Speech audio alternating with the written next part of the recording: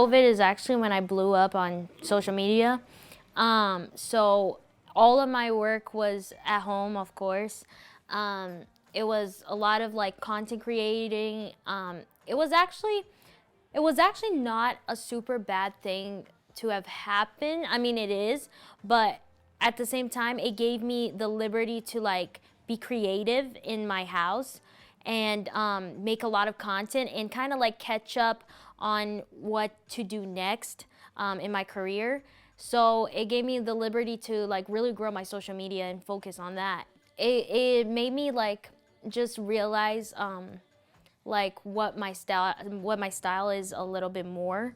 Like before COVID, I was kind of all over the place. Like, you know, I would do songs that kind of sounded more like rock, songs that kind of sounded more like rap, but still pop. And it was just like very confusing. And then after COVID, it started more like, okay, this is what my brand is. This is where I want to go, and I'm starting to figure it out. The scariest thing for a child is to grow up feeling alone.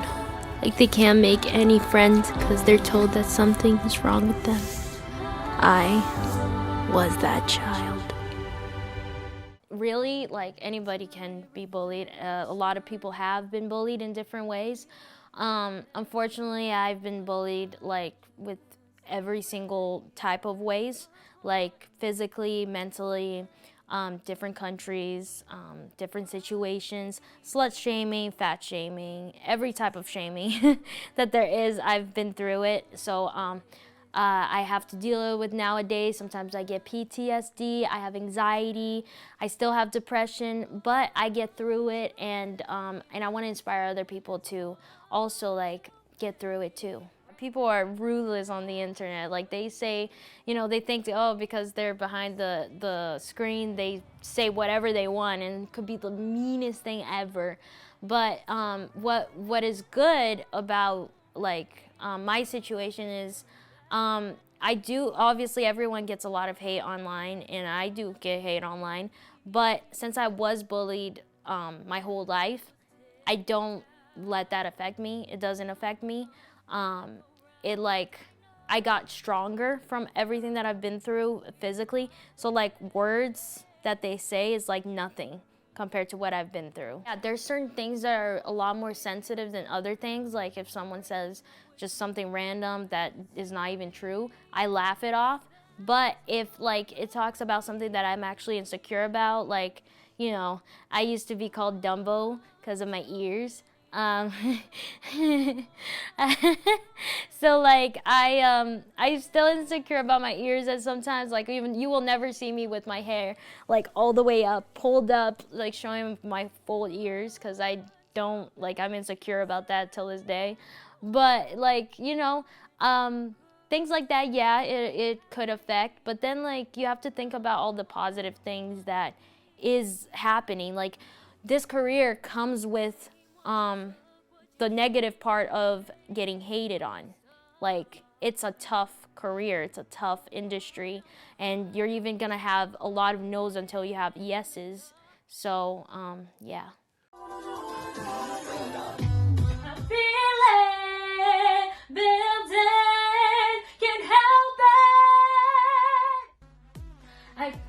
Sorry, I forgot the lyrics for a second.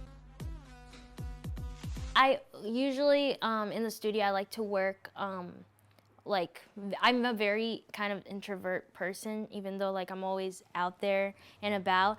I'm very introvert, so I like to work in, like, a studio with less people and stuff. But when we work on music, I get into my own little zone in my head, and I kind of like it. I kind of like let myself remember every feeling, every emotions that I've had, so I can be able to write the songs, especially One Too Many.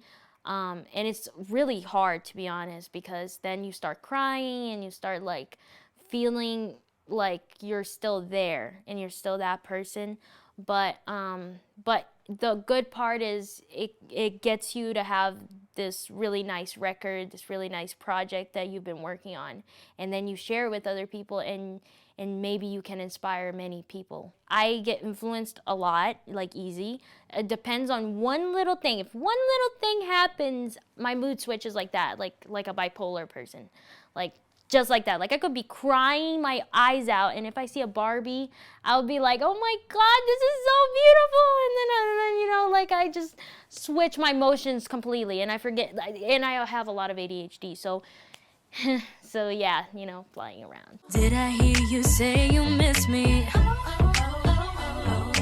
Thinking of Violins was definitely like an early 2000s vibe, because I love early 2000s. Like my whole life I always loved listening to Christina Aguilera, Britney Spears, and all of that.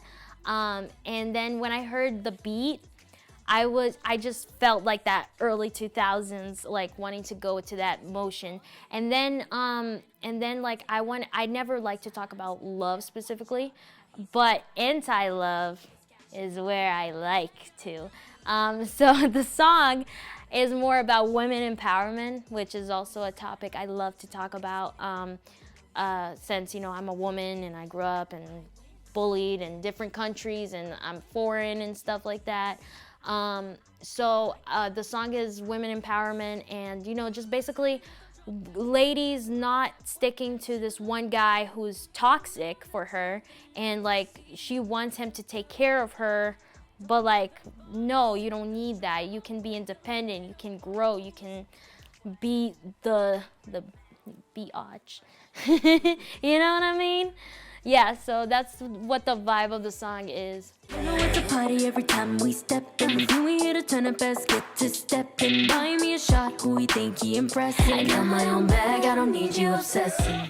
I have a lot of different vibe songs. I've got some Latin song coming up, like real hard Latin song, and a lot of different performances. I'm gonna be doing a performance in Fashion Week in Miami.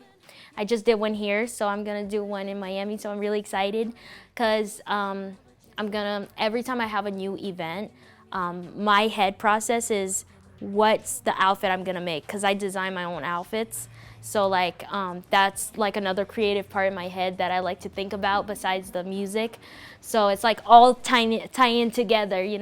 I actually, on my lives, I get a lot of that, where someone, like a little girl, tells me like, "Oh, Gabby, I'm getting bullied at school for this or that," or like just saying some really sad things, and I'm like, and I give them advice. I tell them, like, you have me, I love you, I love all my fans, and like, don't give up, and whatever the situation is, I kind of give them the advice as best as I can, because I've been through so much. So it really inspires other people, and I'm really happy about that.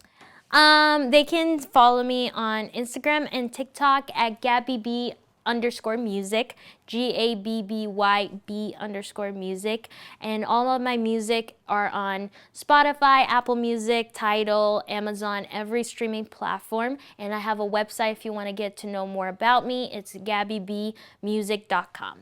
Hi, my name is Gabby B, and you just been buzzed.